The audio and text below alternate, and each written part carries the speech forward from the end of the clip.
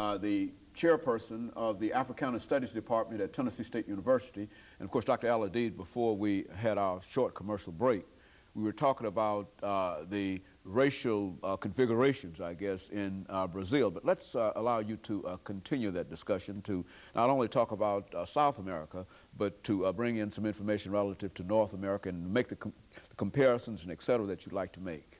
Yeah, one thing I think is very important, if you study the last days of Malcolm X, especially when he formed this organization called the Organization of Afro-American Unity, he came up with the concept of Afro-American. Now, when we think of Afro-American, we think of Africans, of people of African descent inside of America. But when Malcolm spoke of African Americans, he was talking about brothers in the Caribbean and South America, that whole idea of Afro being people, anyone of African descent in the diaspora.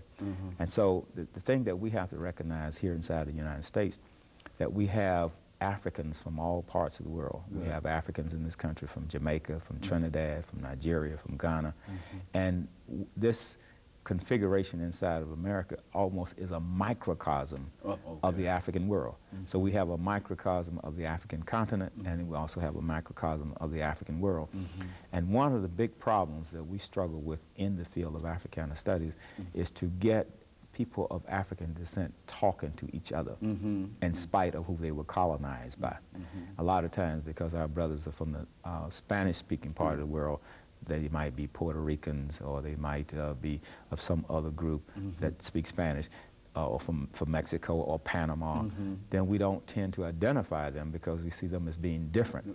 See them more being as Spanish than they are of African. And they play into the same kind of concept. And so that strategy that the colonizers use of divide and rule still is in effect, because now we're divided by languages.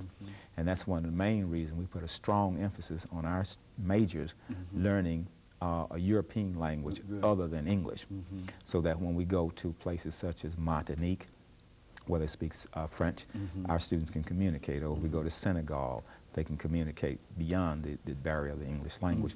So I think it's very important for us inside of America who are of African descent to start having more authentic dialogue and interaction with each other. Now, one of the things that we're doing at Tennessee State University is that we have created a new organization called the African Student Association. And when the brother came to me to form that organization, at first he wanted to form an organization that would represent continental Africans. But I told him, I said, Africa is where Africans are. So he expanded the concept. Whole concept. So now this organization comprises students from the African continent, from the Caribbean, from South America. So if you are a black man, as Peter Tarr said, you're an African. Regardless of how you might describe yourself. How you might describe yourself, regardless of the fact that you don't speak Kiswahili or Yoruba or Hausa. The fact is that genetically and historically and even culturally, we're still just as African as we ever were.